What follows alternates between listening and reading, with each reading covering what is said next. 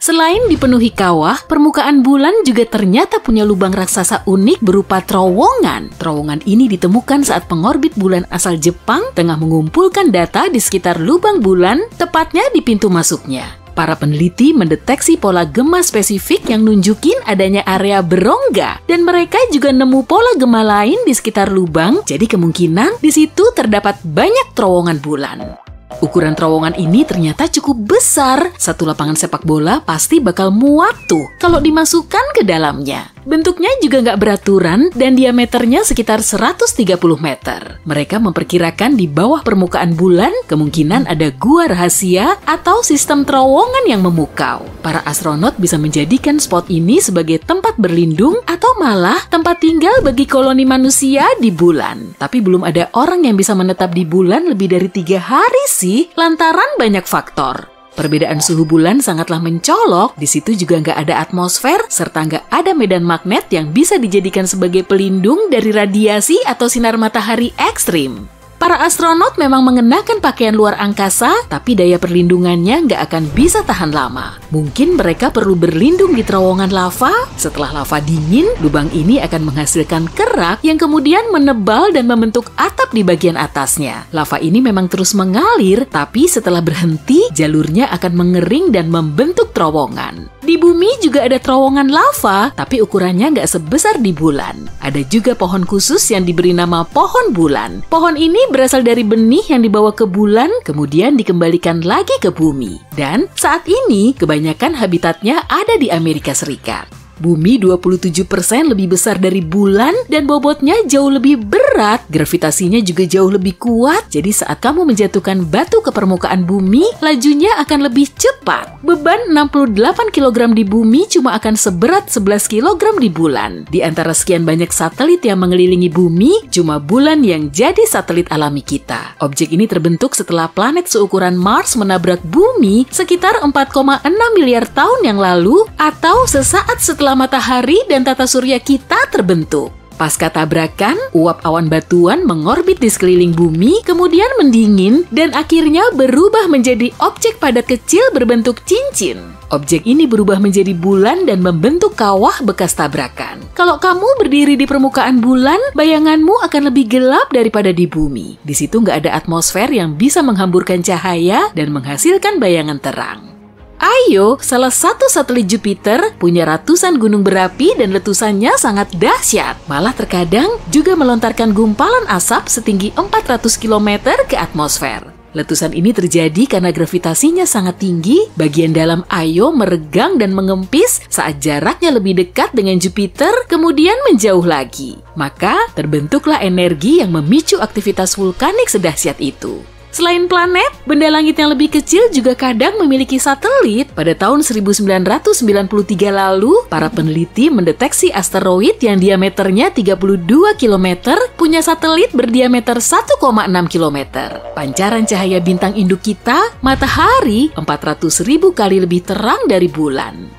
Bulan cuma memantulkan cahaya matahari, jadi nggak bisa memancarkan cahayanya sendiri. Intensitasnya juga bergantung pada posisi bulan, bumi, dan matahari. Satelit alami kita ini berjarak sekitar 32 kali diameter bumi dan jarak terdekatnya sekitar 29 kalinya.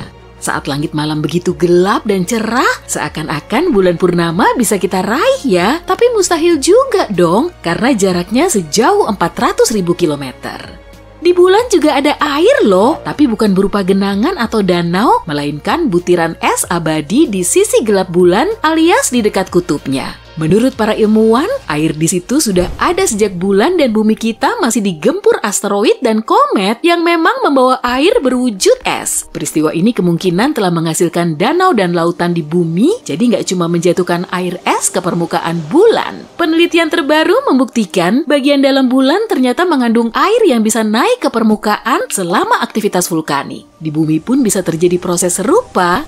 Di antara 200 satelit di tata surya kita, ukuran bulan paling besar kelima, sedangkan satelit Jupiter, Ganymede, berukuran paling besar atau hampir 1,5 kali lebih besar dari bulan. Apollo 11 menjadi misi pertama yang merealisasikan pendaratan manusia di bulan. Momen super penting ini disiarkan di seluruh dunia, tapi prosesnya agak tersendat oleh badai angin kencang yang saat itu menerjang Australia. Di situ terpasang parabola Parker yang fungsinya menangkap sinyal siaran dari bulan.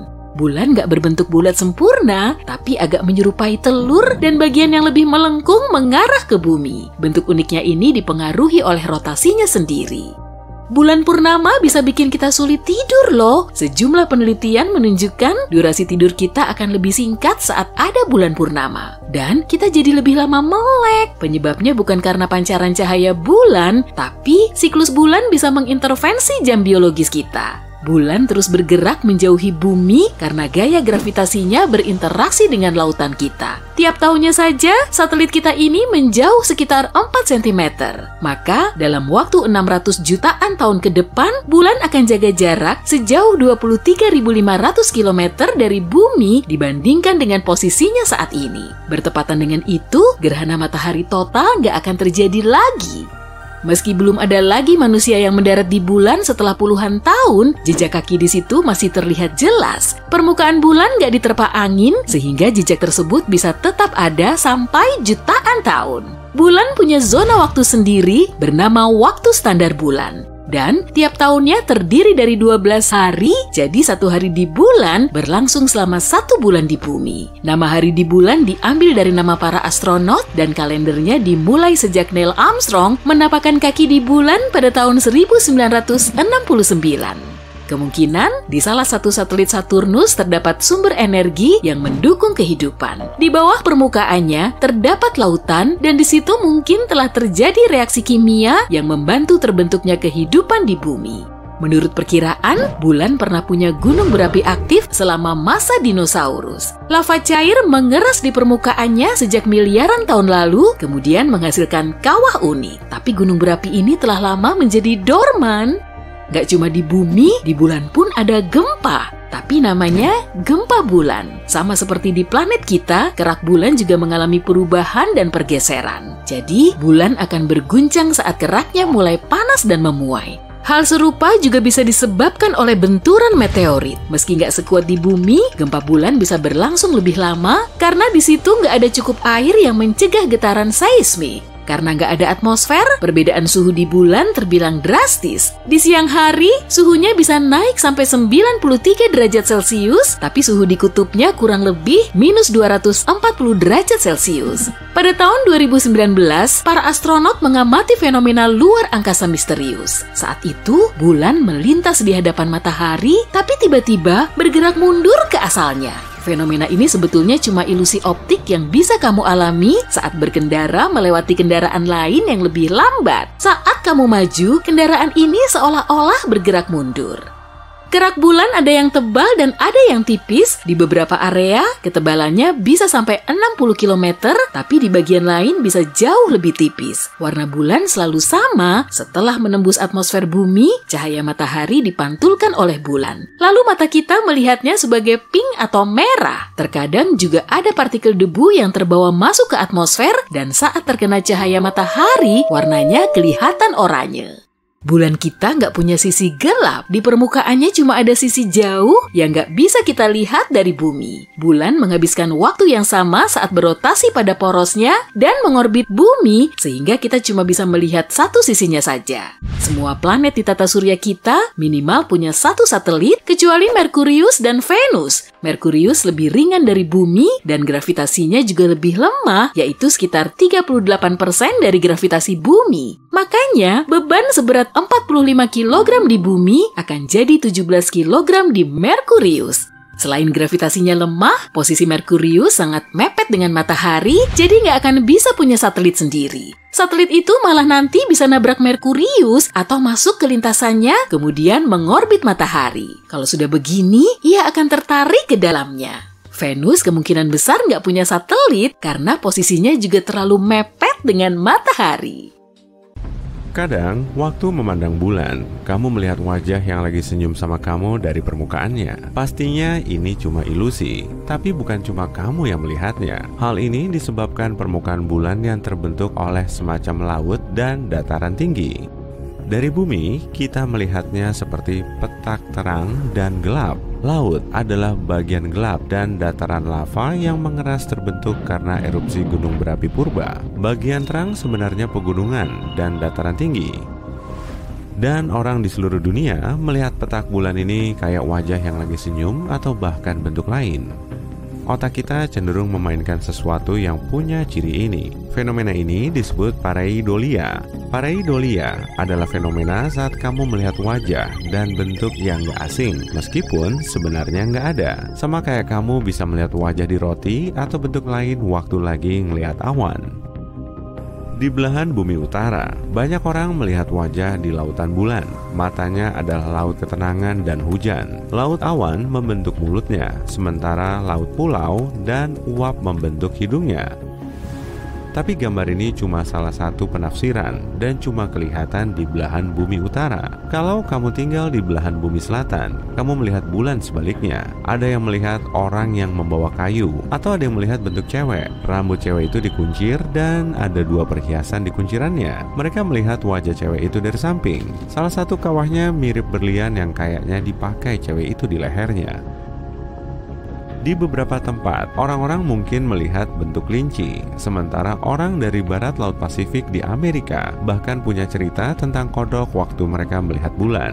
Ceritanya, ada serigala yang jatuh cinta sama kodok. Lalu, kodok itu nggak percaya sama serigala. Kodok itu mau kabur, tapi nggak tahu kemana. Lalu dia melompat tinggi sekali dan mendarat di bulan. Apa planet lain punya pelangi yang cantik kayak kita? Pelangi terbentuk oleh tetesan hujan dan sinar matahari. Sekarang ini, kita nggak tahu apa ada planet yang punya air dalam bentuk cair di permukaannya dan nggak ada planet yang punya cukup air di atmosfernya buat bikin hujan. Tapi, tetesan cairan lain bisa membiaskan cahaya dari matahari dan menyebarkannya jadi berbagai warna. Titan adalah salah satu satelit Saturnus. Atmosfer di sana penuh tetesan cairan metana yang bisa membentuk hujan. Atmosfer di Titan samar banget, artinya jarang ada cahaya matahari langsung. Tapi bukan mustahil kelak kita bisa melihat pelangi metana. Kalau emang ada, bentuknya sama kayak pelangi di bumi, tapi akan lebih lebar karena pembiasan oleh metana beda sama air. Di Venus juga ada yang mirip-mirip kayak gitu, namanya glory. Saintis melihat fenomena optis cahaya matahari yang kena tetesan asam sulfat ini mirip kayak pelangi. Ukuran Jupiter besar banget, sekitar 11 kali lebih luas daripada bumi. Bukan cuma itu, ukuran planet kita cuma 2 kali ukuran bintik merah raksasanya. Bintik merah raksasa adalah badai besar yang udah lebih dari 1 abad ada di Jupiter. Kita berutang banyak sama Jupiter. Radiasinya 1000 kali lebih besar dari level mematikan buat kita. Dan gaya gravitasinya kuat banget sampai melindungi bumi dari tabrakan. Di beberapa sistem planet lain, planet raksasa kayak Jupiter bisa berpindah-pindah dan bermigrasi dari tempat awal pembentukannya. Planet-planet itu memilin ke dalam dan mendekati bintangnya. Waktu bergerak, planet ini bisa menyebabkan masalah besar. Saat mendekati bintangnya, planet-planet ini bisa menelan dan menghancurkan beberapa planet kecil atau benda langit lain yang menghalangi. Tapi kalau jaga jarak dari bintangnya, raksasa ini bisa jadi penjaga sistem planet. Planet-planet raksasa ini melindungi planet di orbit dalam dan bikin mereka bisa mengelilingi bintang pusatnya. Jupiter dijuluki vakum cleanernya tata surya karena bisa melahap komet atau asteroid yang mendekat. Jupiter juga bisa mengubah orbit komet dan asteroid dan mengusirnya biar nggak kembali dalam waktu lama. Dengan begitu, Jupiter melindungi planet-planet dalam meskipun kadang nggak sengaja malah bikin asteroid atau komet menuju planet dalam, sehingga menyebabkan tabrakan seperti yang bikin dinosaurus punah 65 juta tahun lalu. Cincin Saturnus adalah cincin paling terkenal di tata surya. Cincin ini luas, penuh warna, dan terlihat jelas. Kamu bahkan bisa melihat cincin ini menggunakan teleskop biasa. Tapi beberapa raksasa gas dan es juga punya cincin kayak gini. Misalnya Uranus. Uranus punya cincin yang menarik di tata surya. Ada 13 cincin dan semuanya tersusun dari partikel sangat gelap yang ukurannya beda-beda. Cincin itu kemungkinan masih muda, bahkan jauh lebih muda dari Uranus. Venus. Satu teori menyebutkan tabrakan kecepatan tinggi bikin satu atau lebih satelitnya rusak. Mungkin cincin ini terbentuk dari materi itu. Ada lebih banyak partikel puing, tapi cuma sebagian yang selamat dan kini membentuk zona stabil di sekitar Uranus yang dikenal sebagai cincin. Planet kita kehilangan 60% atmosfernya saat ada tabrakan asteroid. Menurut satu teori, tabrakan itu membentuk bulan. Tabrakan antara bumi dan batu seukuran Mars terjadi lebih dari 4 miliar tahun lalu. Puing dari semua itu berkumpul di orbit bumi yang akhirnya membentuk bulan. Venus punya setidaknya 37 gunung berapi yang aktif saat ini. Hal itu jadi bukti pertama yang nunjukin bahwa bagian dalam Venus masih aktif. Penelitian sebelumnya mengungkap kalau bagian dalam planet ini masih hangat dan ada juga struktur mirip cincin di dalamnya. Kolom materi super panas di dalam Venus naik melewati lapisan mantel dan seperti itulah pembentukan struktur ini. Mirip pembentukan area gunung berapi di Kepulauan Hawaii. Tapi saintis mikir itu cuma akibat aktivitas purba. Mereka meyakini kalau Venus udah cukup dingin dan aktivitas geologis di dalam planet itu udah melambat dengan pengerasan kerak sampai materi hangat dari dalam Venus nggak bisa muncul ke permukaan. Ngomong-ngomong soal erupsi gunung berapi, satelit Jupiter, Io, juga punya. Satelit kita cukup tenang, tapi Io punya ratusan gunung berapi dan merebut gelar satelit paling aktif di tata surya dalam hal gunung berapi. Kalau bisa pergi ke sana, kamu bakal melihat kolam belerang yang mencapai 300 km di atmosfernya. Gunung berapi di sana mengeluarkan 1 ton partikel dan gas keluar angkasa setiap detik di dekat Jupiter, planet induknya. Mungkin karena medan magnet dan gaya gravitasi Jupiter yang kuat, bagian dalam Io jadi menegang dan melemah waktu mengorbit Jupiter. Bagian dalam Io juga mendekat serta menjauhinya, sehingga menghasilkan jumlah energi yang cukup besar untuk aktivitas vulkanis. Ada miliaran komet di tata surya, kebanyakan ada di awan Oort dan sabuk Kuiper. Umumnya, komet tersusun dari batu dan es, setidaknya sampai mendekati matahari. Lalu bagian luarnya berubah jadi awan debu dan gas. Makanya, komet punya ekor khas. Permukaan unik Pluto terdiri dari kubah, puncak, dan palung yang mungkin terbentuk karena banyaknya gunung berapi es besar. Erosi dan beberapa aktivitas geologis lain nggak begitu berpengaruh, tapi gunung berapi esnya mendorong materi es ke permukaan. Ada juga beberapa kawah di area ini yang bernama New Horizon. Kawah ini mungkin disebabkan tabrakan asteroid dan masih terhitung baru. Bagian dalam Pluto mungkin menahan panas yang memungkinkan materi yang kaya air dan es mengendap di permukaan. Struktur tadi mungkin terbentuk karena air naik dari bagian dalam planet ini dan dengan cepat membeku karena suhu di Pluto sangat rendah, ditambah adanya tekanan atmosfer. Uranus adalah planet kedua yang paling tidak padat di tata surya setelah Saturnus. Meski ukuran Saturnus 14,5 kali ukuran planet kita, kepadatan planet ini masih lebih kecil daripada air. Artinya, Saturnus bisa mengapung di kolam kalau ukuran kolamnya lebih dari 60.000 km biar planet itu muat di sana. Wah, besar banget pasti kolamnya. Balik lagi ke Uranus. Karena kepadatannya rendah banget, kamu mungkin mengalami kurang dari 90% gravitasinya. Dengan asumsi kamu bisa menginjak puncak awannya. Mars punya badai debu yang paling kencang di tata surya. Badai itu menyelimuti Mars dan berlangsung berbulan-bulan. Satu teori menyebutkan badai besar ini terjadi karena partikel debu menyerap cahaya matahari dan menghangatkan atmosfer planet merah itu. Kantong udara hangat terbentuk dan mulai mengalir ke area lebih dingin. Lalu terbentuklah angin. Angin kencang ini bikin banyak debu terangkat. Lalu hal ini bikin atmosfer Mars memanas, membuat angin lebih kencang dan mengangkat debu lebih banyak lagi. Wah, ayo buruan ambil sapu yang banyak ya. Oke, aku resmi menyerah pada harapan bahwa bulan terbuat dari keju. Wow, bahkan Gouda juga bukan. Bulan bulat yang mengilap atau pisang yang melengkung atau separuh koin tergantung pada fase yang sedang dilaluinya, memiliki lapisan-lapisan berbeda di dalamnya. Sama seperti bumi, salah satu lapisan ini disebut inti dalam. Sekitar 20 tahun lalu, para ilmuwan mengamati bagaimana bulan berotasi. Dari data tersebut, mereka menyimpulkan bahwa bulan memiliki inti luar yang cair. Tapi inti dalamnya sulit untuk dipelajari. Jadi mereka tidak tahu apakah lapisan itu padat seperti batu atau lumer seperti cairan panas. Tapi sekarang semua sudah lebih jelas. Para astronom telah mengumpulkan data dari berbagai misi, termasuk misi Apollo, di mana para astronot pergi ke bulan dan mengumpulkan informasi secara langsung. Selain itu, mereka juga menggunakan teknik khusus yang disebut data seismik. Metode ini mempelajari bagaimana gelombang suara bergerak melewati benda-benda. Contohnya gempa bumi di bumi. Ketika gempa bumi terjadi, tercipta gelombang yang merambat di dalam tanah. Para ilmuwan dapat mendeteksi dan menganalisis gelombang ini untuk mempelajari interior bumi. Ide yang sama juga bisa diterapkan pada objek-objek lain di tata surya, seperti planet-planet atau dalam hal ini, bulan. Ketika terjadi gempa bulan, terciptalah gelombang suara. Dengan mendengarkan dan mempelajari gelombang-gelombang ini secara saksama, para ilmuwan bisa membuat peta yang detail dari bagian dalam objek tersebut.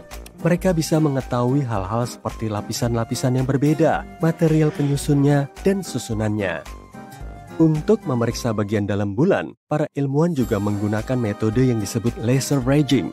Metode ini mengukur jarak antara permukaan bumi dan bulan dengan sangat presisi. Dan tada, inti dalam satelit alami kita ini berupa bola padat yang terbentuk dari besi, sama seperti inti bumi. Diameternya sekitar 500 km atau hampir 15% ukuran bulan. Para peneliti juga menemukan bukti yang mendukung teori bahwa lapisan di antara permukaan dan inti bulan yang disebut mantel bergerak-gerak ketika bulan berevolusi seiring waktu. Pergerakan ini disebut pembalikan mantel bulan, dan ini bisa menjelaskan kenapa ditemukan unsur-unsur yang kaya akan besi di permukaan bulan. Material mantel terbawa ke atas, sementara batuan vulkanik tetap berada di kerak bulan. Sebagian material di batuan ini terlalu padat, sehingga akhirnya tenggelam kembali ke dalam materi kerak yang lebih ringan, hingga ke batas inti mantel. Ini seperti sebuah siklus di mana material mantel bulan naik selama aktivitas vulkanik, membawa elemen-elemen yang kaya akan besi ke permukaan, lalu tenggelam kembali ke bawah. Ada misteri lain yang coba dipecahkan oleh para ilmuwan, yaitu penyebab medan magnet bulan melemah dan nyaris menghilang seiring waktu. Tampaknya, setelah kita tahu tentang inti besi dan pembalikan mantel global, kita mungkin akan mendapatkan lebih banyak jawaban tentang medan magnet bulan. Dengan mengetahui seperti apa inti dalamnya, kita bisa lebih memahami sejarah bulan dan juga seluruh tata surya. Salah satu teori yang diterima secara luas tentang asal-usul bulan menyebutkan terjadinya tabrakan dahsyat antara bumi pada masa-masa awal pembentukannya dengan objek misterius lain di tata surya. Teori ini disebut teori tubrukan besar. Tubrukan ini begitu kuat hingga mengoyak sepotong bagian bumi yang masih cair dan primitif. Tidak terlalu besar dibanding yang tersisa. Kalau kalian menaruh koin nikel AS di samping kacang ercis, kalian akan tahu seberapa besar planet kita dibanding bulan. Potongan ini kemudian terlempar ke orbit mengelilingi planet kita, dan ini mungkin terjadi sekitar 95 juta tahun setelah tata surya terbentuk. Objek yang bertabrakan dengan bumi bisa jadi bermasa sekitar 10% masa planet kita dan kira-kira seukuran Mars. Ini masuk akal karena bumi dan bulan memiliki komposisi yang mirip. Tentu saja, ada gagasan lain tentang proses terbentuknya bulan. Ada yang mengatakan gaya gravitasi planet kita yang menariknya. Artinya, bulan dulunya hanyalah sebuah objek yang melintas biasa ketika tiba-tiba terseret dan tertarik ke orbit bumi. Bahkan ada hipotesis yang mengatakan bumi mencuri bulan dari Venus. Kalau begitu, bulan tidak perlu mengeluh karena pemandangannya jauh lebih bagus di sini. Jadi ya, bulan dan bumi memang mirip dalam hal batuan dan mineral, tapi bulan tidak memiliki atmosfer yang sama seperti bumi. Atmosfernya tipis dan terdiri dari gas-gas aneh seperti kalium dan natrium yang tidak ditemukan di atmosfer Mars, Venus maupun bumi. Dan bebatuan di bulan tidak mengandung air, tapi bukan berarti tidak ada air sama sekali di sana. Dulu, pada abad ke-17, para astronom melihat bintik-bintik gelap yang besar di permukaan bulan. Salah satu astronom berpikir bintik-bintik itu tampak seperti lautan, sehingga ia menamainya Maria, yang berarti lautan dalam bahasa Latin. Para astronom lain juga membuat peta bulan, dan mereka menggunakan istilah Maria untuk menggambarkan bintik-bintik gelap tersebut. Sebagai contoh, Mare Tranquillitatis diterjemahkan menjadi Laut Ketentraman yang merupakan tempat pendaratan Apollo 11. Tapi tampaknya bintik-bintik gelap itu bukanlah lautan. Itu adalah dataran yang terbentuk dari lava yang mengeras di masa lalu. Letusan-letusan gunung berapi meninggalkan area yang halus dan datar yang disebut dataran basal. Pada akhir tahun 1800-an, seorang pengamat langit mempelajari bulan dan mendapati bulan tidak memiliki atmosfer. Tanpa atmosfer, tidak ada awan dan udara yang bisa mencegah air menguap. Jadi para ilmuwan menduga air yang ada di bulan akan langsung lenyap begitu saja. Mereka yakin bulan benar-benar kering. Tapi pada tahun 1961, seorang fisikawan punya pendapat berbeda. Ia mengatakan mungkin saja ada air di bulan di area khusus yang disebut wilayah kegelapan abadi. Ini adalah area di bulan yang tidak disinari matahari, jadi selalu gelap sepanjang waktu. Karena itu, air dalam wujud es bisa saja ada di area gelap ini karena di sana sangat dingin dan es tidak akan menguap. Tapi, saat para astronot dari misi Apollo pergi ke bulan, mereka membawa pulang sampel tanah dan para ilmuwan tidak menemukan tanda-tanda air di dalamnya. Jadi, semua orang kembali berpikir bahwa bulan sepenuhnya kering. Pada tahun 90-an, NASA fokus pada kawah-kawah kegelapan dan menemukan hidrogen dengan konsentrasi tinggi yang berarti ada es di kutub-kutub bulan. Mereka masih belum yakin, jadi mereka terus menggali dan setelah beberapa waktu menemukan hidrogen yang terperangkap di dalam butiran-butiran kecil kaca vulkanik. Saat ini tidak ada gunung berapi aktif di bulan, artinya air mungkin ada di bulan saat gunung-gunung berapi itu meletus dahulu kala. Ditambah lagi, mungkin ada lebih banyak air di masa-masa awal bulan. Pada tahun 2020, misi Sofia NASA menunjukkan apa yang sudah lama kita cari-cari, bahwa memang ada air di bulan. Ternyata, air itu tersembunyi di dalam butiran debu bulan atau menempel di permukaan di area bulan yang disinari matahari. Jadi tidak ada lautan seperti di bumi, tapi setidaknya ada air. Yang jadi pertanyaan, bagaimana air bisa ada di sana? Tampaknya bulan memiliki riwayat penuh gejolak pada masa pembentukannya, seperti halnya sebagian besar planet dan bulan di tata surya. Ada bukti bahwa air di bulan berasal dari komet-komet yang menghantam permukaannya di masa lalu, atau bahkan mungkin masih terus berdatangan dari komet-komet yang menghantam bulan saat ini. Kita bicara soal situasi kacau, di mana mikrometeorit es bertabrakan dengan permukaan bulan. Dan debunya menciptakan kekacauan yang lebih besar lagi saat berinteraksi dengan angin matahari. Tapi kita masih menunggu untuk mengetahui lebih lanjut tentang ini. Hal ini karena, seperti yang kita tahu, saat bicara tentang air, kita juga bicara tentang kehidupan. Itulah kenapa kita ingin tahu lebih banyak tentang misalnya semua es yang tersembunyi di kawah kutub di bulan. Mungkin es itu bisa mengajari kita lebih banyak tentang bagaimana kehidupan terbentuk di bumi. Mungkin komet yang membawa semua elemen yang dibutuhkan ke sini. Lalu, bagaimana kalau ada juga elemen-elemen itu yang terjebak dalam es di bulan?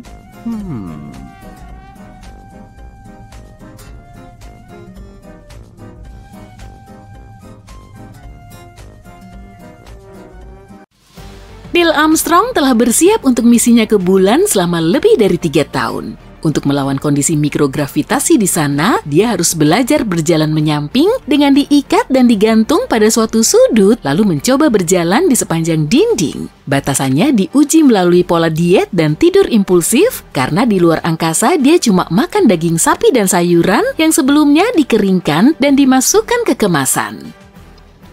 Pada saat itu, astronot harus mengalami pelatihan bertahan hidup di gurun, hutan, laut terbuka, dan Arktik. Kini pelatihannya jauh lebih terstruktur, tapi saat itu, para astronot ibarat dilepas ke antah berantah tanpa bantuan apapun dan melihat apakah mereka mampu bertahan. Sebelum mendarat di bulan, Armstrong harus mengumpulkan dan mempelajari sampel bebatuan di Grand Canyon, menjelajahi formasi gunung berapi purba di situs keamanan nasional Nevada, mengintip ke lubang gas dan lava, danau lava, serta lubang kawah di berbagai lokasi di Hawaii. Pada 20 Juli 1969, Armstrong diberi sarapan lezat sebelum berangkat. Steak, telur, roti panggang, jus, dan kopi. Dia memakan apa yang disebut dokter sebagai makanan residu rendah, yang artinya dia tidak perlu ke kamar mandi segera setelahnya. Dia butuh 109 jam 42 menit untuk sampai ke permukaan bulan di area yang disebut Laut Ketenangan. Dia harus menempuh jarak hampir 390.000 kilometer untuk sampai ke sana. Para kru bisa saja pergi ke lautan badai atau Teluk Tengah, tapi tempat ini dipilih karena visibilitasnya baik, relatif mulus, dan mudah dijangkau dengan pendorong sesedikit mungkin. Saat dia berada di ketinggian sekitar 150 meter di atas permukaan bulan, Armstrong harus menggerakkan pesawat antariksanya secara manual untuk memastikan dia tidak mendarat di kawah yang berbahaya. Dia terus melayang selama sekitar 1,5 menit, bergerak menyamping hingga dia merasa nyaman untuk mendarat. Begitu perangkatnya mendarat dengan selamat, dia segera mengabari pusat kendali misi yang terletak di Houston, Texas. Pesan itu sekarang dikenal sebagai "Alarm telah mendarat".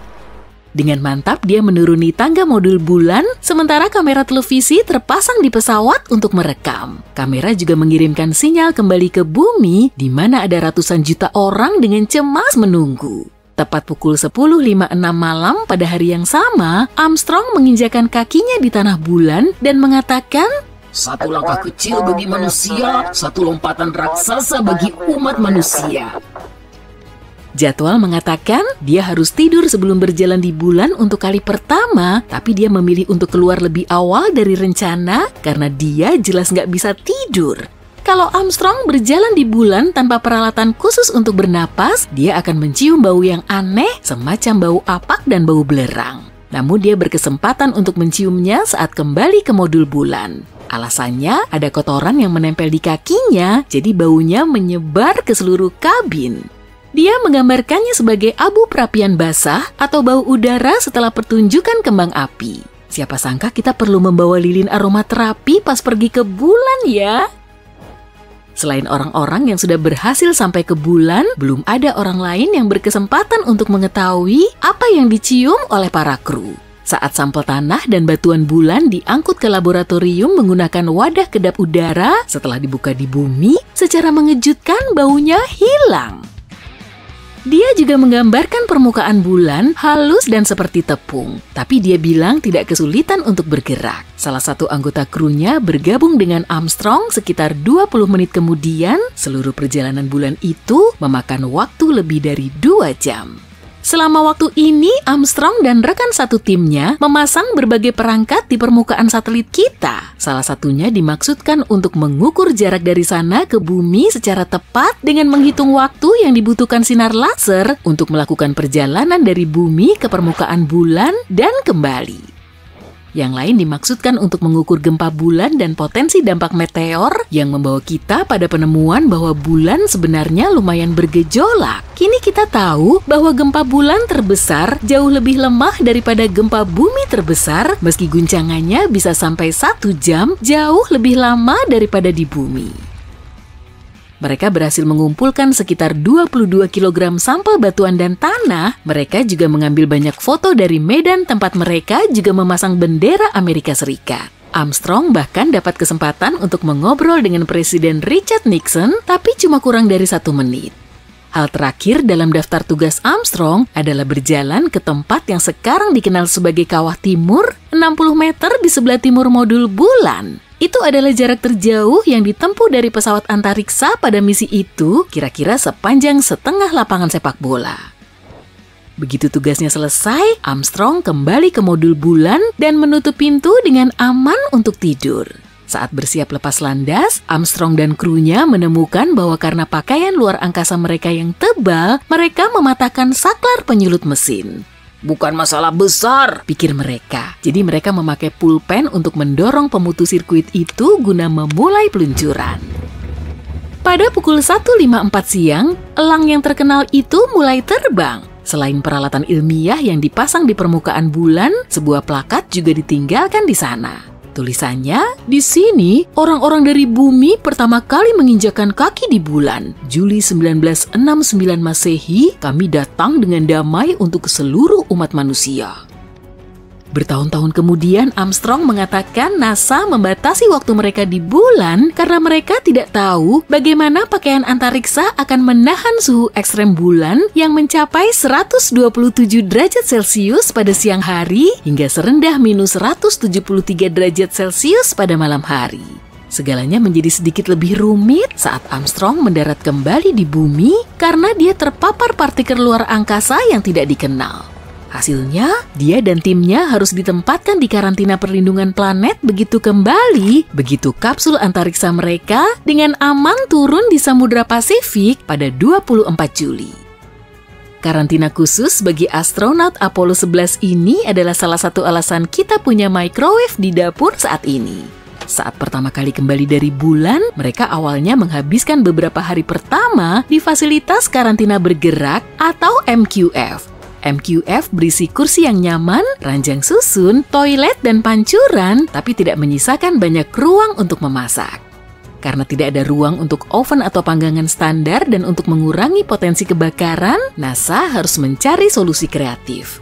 Begitulah oven microwave akhirnya dikembangkan agar dengan mudah membantu para astronot makan tanpa repot-repot di dapur lengkap. Saat ini kamu bisa melihat microwave pertama di museum di Oakland, California. Setelah kembali ke bumi, Armstrong mengklaim dia nggak akan mau keluar angkasa lagi. Tapi dia tidak berhenti menjelajah. Pada tahun 1985, dia bergabung dengan tim profesional penjelajah terhebat lainnya ke Kutub Utara. Beberapa orang yang juga bergabung dengannya adalah pendaki gunung Edmund Hillary, penerbang Steve Fossett, dan fotografer Patrick Morrow. Mereka mencapai kutub pada tanggal 6 April 1985. Armstrong mengatakan dia ingin melihat seperti apa bentuk kutub es bumi dari tanah karena dia hanya melihatnya dari permukaan bulan. Misi Apollo 11 tetap tak terlupakan bagi Armstrong karena pada tahun 2015, institusi Smithsonian menemukan bahwa dia menyembunyikan kantong kain yang penuh bagian-bagian kecil modul bulan. Termasuk pengikat pinggangnya, beberapa lampu utilitas dan bracketnya, kunci pas darurat dan alat bidik yang dipasang di atas jendela modul antariksa Armstrong. Ada juga kamera akuisisi data yang merekam cuplikan ikonik Armstrong mengambil langkah kecilnya di bulan. Armstrong menyimpannya sendiri selama bertahun-tahun sampai istrinya Carol akhirnya menemukan benda itu. Dia bahkan merahasiakannya dari penulis biografi resminya yang berkali-kali bertanya apakah dia menyimpan memorabilia dari misinya yang terkenal itu. Tapi dia tidak menyelundupkan benda-benda itu ke bumi kok. Dia hanya menyebutkannya sebagai sedikit sampah yang ingin dia bawa pulang. Misi robotik Yutu-2 Tiongkok menuju ke sisi gelap bulan diluncurkan pada tanggal 7 Desember 2018. Hampir sebulan kemudian, pada 3 Januari 2019, rover ini berhasil mendarat di kawah Von Karman di dekat kutub selatannya. Dengan pencapaian ini, Yutu-2 menjadi rover pertama yang mendarat di sisi jauh bulan. Para ilmuwan sangat tertarik dengan area ini. Kawah yang selamanya gelap dan dingin itu juga mengandung air berbentuk es. Bongkahan esnya tidak beraturan dan kemungkinan berupa es purba. Di kutub selatan, sebagian besar es ini terkonsentrasi menjadi kawah. Sedangkan di kutub utara lebih jarang dijumpai. Es ini bisa digunakan setelah misi berawak jangka panjang mendarat di bulan. Beberapa hari setelah Yutu-2 mendarat, sistem operasinya mati sehingga si rover tidur sepanjang malam lunar pertamanya. Yutu-2 kemudian hidup lagi pada tanggal 29 Januari 2019. Semua peralatannya berjalan secara normal. Pada hari lunar pertamanya, Yutu-2 menempuh jarak 119 meter. Satu hari lunar berlangsung selama sekitar 14 hari dan malam harinya juga sama. Rover ini menjelajahi bulan saat siang hari karena mati pada malam hari. Hal ini sudah menjadi rutinitasnya. Pada hari lunar ke-8, Yutu-2 menemukan objek menakjubkan. Temuan ini membuat para ilmuwan menunda semua rencana lain dalam misi. Mereka serius mencari tahu materi aneh yang terdeteksi itu. Awalnya, hari itu sama saja dengan hari biasa. Pada tanggal 25 Juli 2019, Yutu-2 mulai bergerak menyusuri kawah kecil bekas benturan benda langit. Rover ini dibantu dan dimonitor oleh tim pengemudi dari Pusat Kendali Ruang Angkasa Beijing. Pada tanggal 28 Juli, tim sudah bersiap untuk mematikan rover agar bisa tidur siang. Matahari sudah meninggi, maka tingkat radiasi dan suhunya juga sangat panas. Keduanya bisa merusak mesin. Sebelum mematikan Yutu-2, mereka mengamati foto-foto yang diambil dengan kamera utama. Kemudian, mereka melihat kawah kecil berisi materi yang sangat berbeda dari lanskap di sekitarnya. Karena tidak bisa mendeteksi zat yang mirip gel itu, rover ini pun digerakkan untuk memeriksa temuan aneh tersebut. Yutu-2 perlahan mendekati kawah untuk memeriksa materi berwarna tak biasa itu. Mesin itu dilengkapi dengan peralatan khusus yang mendeteksi pantulan cahayanya. Alat ini diharapkan bisa membantu mereka memahami struktur materi tersebut. Sayangnya, temuan ini tetap menjadi misteri selama lebih dari setahun. Wajar saja, temuan dan fakta yang awalnya tidak disertai gambar ini telah membuat dunia bertanya-tanya. Penjelasannya cuma sebatas, materi ini terlihat seperti gel berkilau dengan warna sembarang. Tentu terkesan ganjil karena permukaan bulan kering dan berdebu. Dan akhirnya, misteri ini terpecahkan juga. Para peneliti telah menganalisis informasi yang diterima. Sesuai perkiraan, materi itu tersusun dari batuan breksi terang kehijauan dalam sampel berukuran maksimum 51 cm x 15 cm. Wujudnya mirip salad jeli isi buah. Saat dilelehkan, batuan ini akan terlihat seperti kaca. Batuan breksi tersusun atas potongan batu tajam yang menyatu karena zat kapur. Sampel yang ditemukan di sisi jauh bulan tersusun dari campuran berbagai mineral. Zat penyusun utamanya berupa silikat, salah satu komponen yang paling banyak terdapat pada kerak bulan dan kerak bumi. Di dalam sampel itu juga ada sedikit kaca. Berarti materi itu terbentuk selama letusan gunung berapi. Tapi, aktivitas vulkanik di bulan sudah berhenti sejak 3 miliar tahun lalu. Karena itulah, para peneliti sangat ragu kalau temuan luar biasa ini disebabkan oleh aktivitas vulkanik. Kemungkinan penyebabnya adalah asteroid, komet, atau meteorit raksasa yang pernah menghantam bulan. Dalam benturan itu, tekanan dan suhunya sangat tinggi sehingga banyak batuan langsung meleleh. Sebagian di antaranya cepat dingin dan terbentuklah kaca. Sisanya terakumulasi di kawah bekas benturan dan perlu waktu lama agar dingin. Maka terbentuklah batuan baru. Materi itu kemungkinan tidak terbentuk di kawah Von Karman, tapi di kawah Vincent dan Alder yang berdekatan. Lubang yang ditemukan berdiameter maksimum 2 meter, jadi materi yang terbentuk pastilah tidak lebih dari 2,5 cm. Tapi ukurannya terlalu kecil untuk bisa menghasilkan batuan breksi sebesar itu. Menariknya, materi itu menyerupai sampel yang diambil oleh misi Apollo NASA. Salah satunya tersusun dari pecahan mineral berwarna gelap yang saling menyatu. Di dalamnya juga terkandung sedikit kaca berkilau. Tapi belum bisa dipastikan kesamaan materi itu dengan temuan Yutu-2. Saat rover itu mengambil foto dan mengukurnya, bulan dalam kondisi redup sehingga kualitas gambarnya tidak begitu bagus. Para ahli di Apollo NASA punya misi memeriksa area bulan yang belum pernah dijelajahi. Karena itulah, mereka tidak punya sampel apapun yang bisa dibandingkan dengan materi terang kehijauan yang ditemukan Yutu-2. Tapi kalau dugaan mereka ternyata benar, artinya sisi jauh bulan kemungkinan sangat mirip dengan sisi yang menghadap ke bumi. Memangnya apa sih istimewanya sisi gelap dari satelit bumi ini dan kenapa kita tidak bisa melihatnya? Penyebabnya yaitu fenomena penguncian pasang surut. Satu-satunya satelit alami bumi ini berotasi pada porosnya selama 27 hari. Selama itu pula, bulan mengorbit planet kita. Karena inilah kita selalu melihat sisi bulan yang sama. Tepatnya, kita bisa melihat 59% dari permukaan bulan. Jadi, dalam 1 tahun, kita bisa sekilas melihat sisi jauh bulan. Sisi bulan yang tidak bisa kita lihat berbeda dari sisi yang menghadap bumi karena tidak punya titik hitam kasat mata di malam hari. Titik ini berupa permukaan basalt bulan yang disebut lunar Maria dan terbentuk oleh letusan gunung berapi purba. Peristiwa ini terjadi sekitar 3-4 miliar tahun lalu. Sisi jauh bulan didominasi kawah dan gunung tinggi, jadi bukan berupa dataran. Salah satu gagasan yang bisa menjelaskan perbedaan yang mencolok di kedua sisi ini yaitu teori tumbukan. Teori ini menyatakan kalau miliaran tahun lalu, bumi bertumbukan dengan planet atau objek raksasa lain. Setelah itu, runtuhannya menabrak objek lain yang kemudian menjadi bulan kita. Inilah yang menyebabkan lanskap bulan sangat berbeda dari bumi.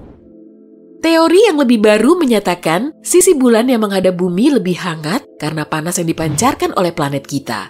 Selama letusan gunung berapi itu, sisi jauh bulan bersuhu dingin, sehingga mineralnya lebih cepat padat. Mineral ini menjadi lapisan pelindung atau tameng yang melindungi bagian dalam bulan dari hantaman meteorit. Tiap benturan membentuk kawah besar, selain itu, kerak yang jauh lebih lunak di sisi depan memuntahkan lava setiap kali dihantam meteorit.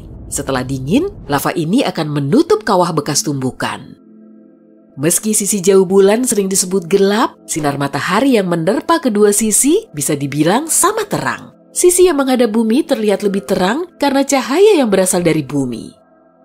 Para ahli sangat tertarik untuk menjelajahi sisi jauh bulan karena dua alasan. Setelah meninggalkan bumi, sekian banyak gelombang radio terhalang oleh bulan. Kalau para astronom bisa membuat teleskop radio atau teleskop optik di sisi gelap bulan, mereka bisa mengumpulkan lebih banyak data dan masalah interferensi bisa dihindari. Teleskop itu juga akan terlindung dari pantulan sinar matahari dari planet kita. Selain itu, teleskop akan terlindung dari radiasi sinar matahari kalau didirikan di dalam kawah. Mereka bisa melihat sisi jauh bulan dengan sangat jelas.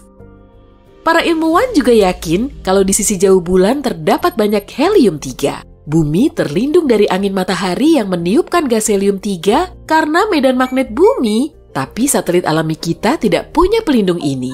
Karena itulah, mereka beranggapan bulan bisa menjadi tempat yang sangat cocok untuk menambang helium. Unsur langka ini nantinya bisa digunakan sebagai bahan bakar dalam reaksi fusi. Kamu mendarat di permukaan bulan, rasanya nggak biasa. Kamu merasa lebih ringan di sini dan lebih mudah untuk berjalan. Kamu memutuskan untuk mencoba ide obsesifmu melompat di satelit alami bumi itu. Meski kamu mengenakan pakaian antariksa yang besar, kamu tetap bisa melayang ke udara. Wuhu! Kamu pun melanjutkan jalan-jalanmu di permukaan bulan, lalu kamu merasakan sesuatu yang aneh. Tanah di bawah kakimu bergetar ya. Rasanya kayak baru terjadi gempa di bulan. Tapi itu mustahil atau emang bisa? Anehnya firasatmu kali ini tidak mengecewakanmu. Gempa bulan memang ada. Faktanya, ada 4 jenis gempa bulan yang cukup kuat untuk dideteksi dari jarak jauh. Ada gempa bulan dalam yang terjadi lebih dari 600 km di bawah permukaan, lalu ada juga tumbukan meteoroid. Gempa termal terjadi ketika kerak bulan yang dingin mengembang, yakni saat matahari pagi menyinari bulan setelah malam-malam beku selama 2 minggu. Lalu ada juga gempa bulan dangkal. Gempa bulan dangkal adalah satu-satunya gempa yang mirip dengan gempa di bumi. Gempa bulan dangkal terjadi 20-30 km di bawah permukaan. Gempa ini paling kuat dan berbahaya. Antara tahun 1972 sampai 1977, jaringan seismik Apollo mencatat 28 gempa bulan seperti ini. Sebagian di antaranya berkekuatan lebih dari 5 skala Richter. Di bumi, gempa seperti ini cukup kuat untuk meretakkan plester rumah dan memindahkan perabotan berat. Ditambah lagi, gempa bulan dangkal bisa terjadi lebih lama dibandingkan dengan gempa bumi. Sekali terjadi, gempa ini bisa berlangsung hingga 10 menit. Sedangkan gempa bumi biasanya berlangsung selama 10 hingga 30 detik. Ilmuwan masih belum yakin apa yang menyebabkan gempa bulan dangkal dan bahkan di mana tepatnya gempa itu terjadi. Salah satu teorinya adalah gempa bulan terjadi di tepi kawah besar yang relatif muda yang mungkin amblas dari waktu ke waktu. Menariknya, bulan dan bumi bukanlah satu-satunya tempat terjadinya gempa. Ilmuwan juga merekam gempa, getaran, dan guncangan di area lain di tata surya kita. Misalnya saja, Merkurius. Beberapa tahun lalu, ilmuwan menemukan kalau planet ini menyusut. Itulah sebabnya planet ini tampak aktif secara tektonik.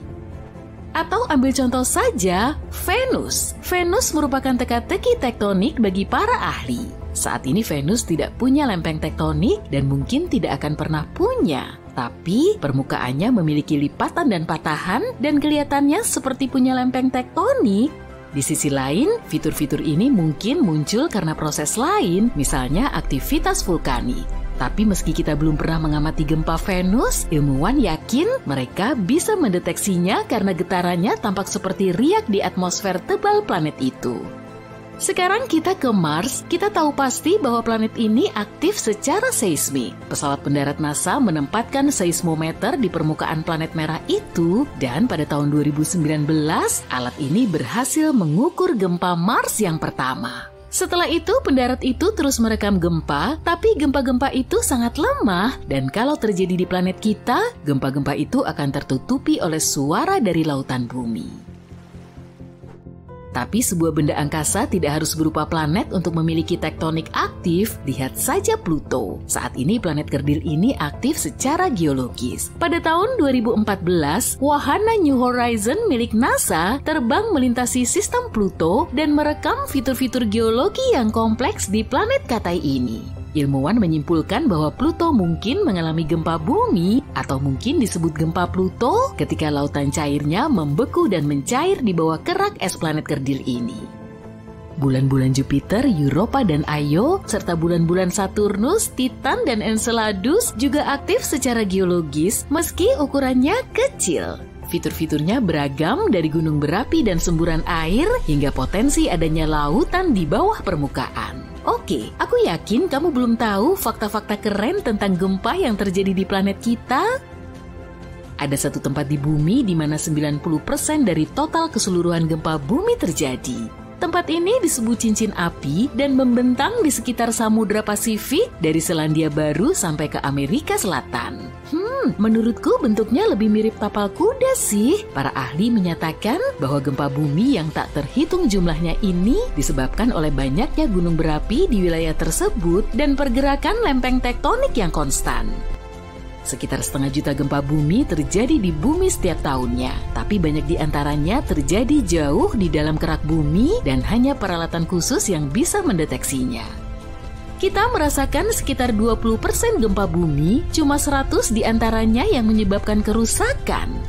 Gempa bumi terbesar yang pernah tercatat terjadi di Chili pada bulan Mei 1960. Kekuatannya mencapai 9,5 skala Richter dan gempa itu benar-benar dahsyat. Selama gempa terjadi, seismograf mendeteksi dan merekam gelombang seismik yang menjalar ke seluruh dunia. Gelombang tersebut mengguncang planet ini selama berhari-hari. Adapun gempa bumi paling kuat yang terjadi di Amerika Serikat berkekuatan 9,2 skala Richter dan terjadi di Alaska.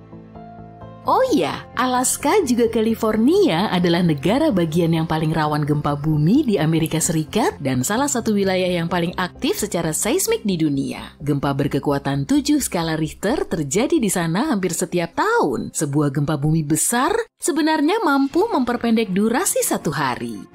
NASA menyatakan bahwa gempa bumi yang sangat besar bisa menggeser poros planet kita dan dengan demikian mengubah durasi hari yang kita jalani. Tapi kita tidak menyadarinya karena perubahan ini diukur dalam mikrodetik. 1 mikrodetik adalah 1/1.000.000 detik. Ilmuwan berpendapat bahwa gempa bumi 9,1 skala Richter yang terjadi pada tahun 2004 di Sumatera memperpendek durasi hari kita sebanyak 6,8 mikrodetik.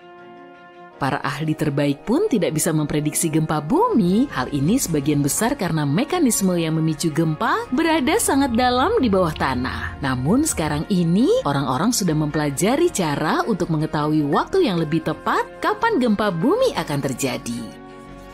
Gempa bumi dapat dipicu oleh letusan gunung berapi atau katakanlah tabrakan meteor. Tapi sebagian besar gempa bumi disebabkan oleh pergerakan lempeng tektonik planet kita. Permukaan bumi terdiri dari 15 hingga 20 lempeng tektonik yang terus bergerak. Tekanan meningkat ketika lempeng-lempeng itu bergeser dan ini bisa membuat kerak bumi pecah. San Francisco pun sedang bergerak menuju Los Angeles saat ini. Kecepatan pergerakannya sekitar 5 cm per tahun. Itu sama cepatnya dengan pertumbuhan kuku manusia loh. Hal ini terjadi karena kedua sisi patahan San Andreas, yakni patahan benua yang membentang sepanjang 1.200 km sampai California, saling bergesekan. Jadi dalam beberapa juta tahun lagi, Los Angeles dan San Francisco bisa jadi tetangga. Danau, kolam, dan kanal menjadi sedikit lebih hangat dan mulai berbau sebelum terjadi gempa bumi. Hal ini terjadi karena gas-gas dilepaskan ketika lempeng tektonik bergeser. Sebagian besar hewan merasakan tanda-tanda ini dan mengubah perilakunya. Sebagai contoh, ilmuwan melihat kodok menghilang sebelum gempa bumi di Italia pada tahun 2009. Tapi begitu bencana alam itu berakhir, kodok-kodok itu muncul lagi. Bahkan setelah gempa bumi berakhir, kamu mungkin masih melihat air berguncang di kolam renangmu. Kamu nggak perlu khawatir, ini adalah fenomena yang disebut seis. Air bisa terus berguncang selama berjam-jam setelah gempa berakhir. Sebagai contoh, kolam renang di University of Arizona kehilangan sebagian air akibat seis yang disebabkan oleh gempa bumi di Meksiko yang terjadi 2000-an kilometer jauhnya. Pada tanggal 27 Februari 2010, gempa bumi besar terjadi di Chili. Gempa tersebut berkekuatan 8,8 skala Richter. Akibatnya gerak bumi di wilayah itu terkoyak secara dramatis sampai-sampai sebuah kota bernama Concepcion bergeser sejauh 3 meter ke arah barat. Gempa bumi lainnya mengakibatkan gunung tertinggi di dunia, Everest, menyusut sekitar 2,5 cm. Hal ini terjadi pada tahun 2015 ketika gempa berkekuatan 7,5 skala Richter menyebabkan beberapa gunung Himalaya menyusut. Orang Jepang dulunya percaya bahwa gempa bumi disebabkan oleh namazu, yakni ikan lele raksasa yang hidup terendam dalam lumpur di bawah pulau-pulau Jepang. Ikan ini akan meronta-ronta menyebabkan aktivitas seismik. Sedangkan orang Yunani kuno, mereka percaya bahwa dewa laut yang kuat, Poseidon, yang menyebabkan gempa bumi dengan memukulkan trisulanya ke bumi ketika marah. Menurut mitologi Hindu, ada 8 gajah yang menahan bumi di tempatnya. Ke-8 gajah ini bergantian menyeimbangkan diri di atas punggung kura-kura raksasa yang berdiri di atas lilitan ular yang lebih besar lagi. Dan setiap kali salah satu dari hewan-hewan ini bergerak, gempa bumi pun terjadi. Di luar masih gelap, hampir jam 2 pagi. Kamu keluar dan melihat ke langit, bulan purnama tampak terang. Kamu mungkin merasa sudah tahu banyak tentang satelit alami bumi ini, tapi coba jawab pertanyaan ini. Bagaimana bulan terbentuk? Jawabannya adalah nggak ada yang tahu. Tapi tentu saja ada beberapa teori. Teori paling populer yang disebut teori tuburukan besar menyatakan bulan terbentuk saat terjadi tabrakan antara bumi dan planet lain. Planet ini pasti lebih kecil dari bumi, yaitu seukuran Mars. Tabrakan itu sendiri mungkin terjadi sekitar 4,5 miliar tahun lalu. Teori lain yang disebut teori penangkapan menyatakan bulan dulunya adalah asteroid atau benda lain yang mengembara. Ia terbentuk di tempat lain di tata surya. Ketika melintas di dekat bumi, ia pun terperangkap gravitasi planet kita. Tapi ada satu fakta menarik. Planet kita dan bulan punya kemiripan isotop dan kimia yang luar biasa. Jadi, keduanya pasti memiliki sejarah yang berhubungan, yang berarti bulan gak mungkin terbentuk di tempat lain. Para ahli lain berpendapat bahwa pada suatu titik di masa lalu, bumi berputar sangat cepat sehingga sebagian materinya terlontar. Kemudian, materi tersebut mulai mengorbit planet kita. Begitulah awal mula bulan muncul di langit. Tapi sekali lagi, ada satu masalah. Dalam hal ini, proporsi dan jenis mineral di bulan seharusnya sama dengan di bumi. Tapi nyatanya, ada sedikit perbedaan. Bulan lebih kaya akan materi yang terbentuk sangat cepat pada suhu tinggi. Ada satu teori lagi, dan ini mungkin yang paling gak menarik. Teori ini menyatakan bahwa satelit alami bumi ini bisa saja muncul bersamaan dengan bumi selama proses pembentukannya. Tapi akhir-akhir ini ada pertanyaan lebih serius yang membuat para astronom sibuk. Apakah bulan benar-benar satelit bumi ataukah keduanya merupakan planet kembar? Bulan sangat besar jika dibandingkan planet kita, yaitu sekitar 1/4 ukuran bumi. Karena itu, sebagian ahli menyebut sistem keplanetan kita sebagai planet kembar. Tapi, seberapa benarkah itu? Kalau ingin mengetahuinya, kita perlu memberikan definisi pada kata planet.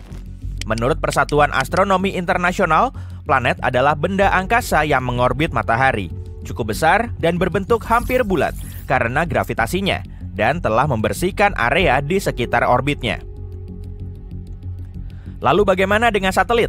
Satelit adalah sebuah objek di ruang angkasa yang mengorbit benda langit yang lebih besar. Jika kita ambil contoh sistem bumi bulan, pusat gravitasinya berada di dalam bumi. Itu sebabnya saat ini kita nggak bisa bilang kalau kita hidup di sistem planet kembar. Menurut definisi ini, bulan adalah satelit planet kita. Sekarang, mari kita kembali ke masa lalu. Sekitar 3 atau 4 miliar tahun silam, meskipun bulan bukanlah planet, kemungkinan besar ia memiliki atmosfer yang lengkap. Atmosfer itu terbentuk pada saat letusan gunung berapi dahsyat mengguncang satelit kita. Gas-gas menyebar ke seluruh permukaan bulan. Kejadiannya sangat cepat sehingga gas-gas itu nggak punya cukup waktu untuk lepas keluar angkasa. Pada saat itu, permukaan bulan dipenuhi cekungan-cekungan berisi basal vulkanik. Bayangkan saja gumpalan magma yang sangat besar meluncur tinggi ke udara, jatuh ke tanah, dan menciptakan aliran lava. Begitulah cekungan-cekungan basal muncul di permukaan bulan. Pada suatu titik, para ilmuwan berhasil mendapatkan sampel yang dibawa dari bulan. Mereka mendapati aliran lava di sana nggak hanya mengandung karbon monoksida dan belerang, tapi juga unsur penyusun air. Berkat sampel-sampel ini, para peneliti berhasil menghitung jumlah gas yang melayang dan membentuk atmosfer. Gas tersebut menjadi sangat tebal, sekitar 3,5 miliar tahun lalu dan bertahan selama 70 juta tahun. Setelah itu, atmosfer pun lenyap ke angkasa. Tapi hal paling kerennya, saat bulan masih memiliki atmosfer, satelit ini berada 3-10 kali lebih dekat dari planet kita. Sebuah simulasi komputer bahkan menunjukkan bulan mungkin berada hingga 19 kali lipat lebih dekat dari jaraknya sekarang. Jarak dari bumi ke bulan saat itu sekitar 30.000 km. Sedangkan sekarang satelit kita itu berjarak sekitar 386.000 km. Artinya, bulan tampak jauh lebih besar di langit. Sayangnya, pada saat itu gak ada yang bisa mengagumi pemandangan tersebut, bahkan dinosaurus sekalipun. Sekarang atmosfer bulan hampir nggak ada, dan karena itulah satelit ini nggak bisa melindungi diri dari meteorit. Permukaan bulan dipenuhi kawah. Sebagai perbandingan, ada sekitar 190 kawah tubrukan yang teridentifikasi di planet kita. Sebagian besar kawah itu tersembunyi oleh vegetasi atau tertutup air. Tapi, kalau kita bicara tentang bulan, jumlahnya jauh lebih banyak lagi, yaitu mencapai jutaan. Dan sekitar 5.000 diantaranya memiliki panjang lebih dari 19 km. Karena aktivitas seismik di bulan nggak seaktif di bumi, kawah-kawah dan formasi-formasi purba lainnya tetap dalam kondisi sama selama berabad-abad. Saat kamu melihat bulan, ia adalah objek paling terang di langit malam. Tapi pada kenyataannya, permukaannya gelap karena pantulan satelit alami kita ini hanya sedikit lebih tinggi dibanding aspal. Kamu mungkin tahu kalau tarikan gravitasi bulan menyebabkan pasang surut air laut di bumi, sehingga permukaan laut tampak lebih menonjol di sisi yang paling dekat dan paling jauh dari bulan.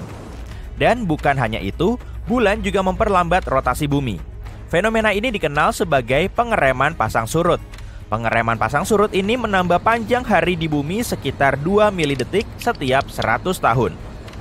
Bulan juga bergerak menjauhi bumi dengan kecepatan yang sama seperti pertumbukan kuku jari-jari tanganmu. Itu berarti sekitar 4 cm per tahun. Jika suatu hari nanti bulan menjauh keluar angkasa, planet kita akan mengalami masa-masa sulit. Tanpa efek gravitasi bulan, sudut kemiringan bumi akan berubah drastis. Dari nggak ada kemiringan sama sekali, yang berarti nggak ada musim, sampai kemiringan sangat besar yang mengakibatkan cuaca ekstrim. Meskipun sebagian besar permukaan bulan nggak aktif, satelit alami bumi ini masih mengalami gempa. Satu teori menyatakan bahwa gempa bulan terjadi karena bulan mengalami penyusutan akibat pendinginan pada intinya.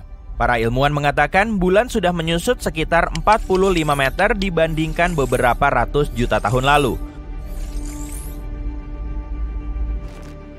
Untuk lebih mudah memahaminya, bayangkan buah anggur yang berubah menjadi kismis. Buah anggur akan mengerut dan menyusut. Hal yang sama juga terjadi pada bulan. Ia menyusut dan mengerut, tapi gak seperti anggur. Bulan gak memiliki kulit yang lentur. Permukaannya keras dan rapuh. Jadi, seiring ukurannya mengecil, kerak bulan akan retak dan pecah. Lalu potongan-potongannya terdorong ke bagian yang lain. Mau tahu hal keren lainnya tentang bulan? Sebuah penelitian terbaru mengatakan bahwa bulan memiliki ekor. Dan setiap bulannya, ekor itu melingkari planet kita seperti syal. Ekor ramping ini terdiri dari jutaan atom natrium, dan planet kita secara teratur melintas melaluinya. Hantaman meteor melontarkan atom-atom natrium ini keluar dari permukaan bulan dan lebih jauh ke angkasa. Selama beberapa hari setiap bulan, bulan berada di antara matahari dan planet kita. Saat itulah gravitasi bumi menarik ekor natrium itu. Planet kita menyeretnya menjadi sebuah garis panjang yang melingkari atmosfer. Ekor bulan ini sama sekali nggak berbahaya. Ekor ini juga nggak terlihat oleh mata manusia. Kira-kira 50 kali lebih redup dari yang bisa dilihat oleh mata kita. Tapi, sesekali teleskop super canggih bisa menangkap cahaya kekuningan yang redup di langit. Ekornya tampak seperti titik berkilauan yang berdiameter 5 kali diameter bulan. Dan fakta paling menariknya adalah 2 atau 3 tahun lalu, sebuah asteroid tertarik masuk ke orbit bumi dan mulai mengitari planet kita.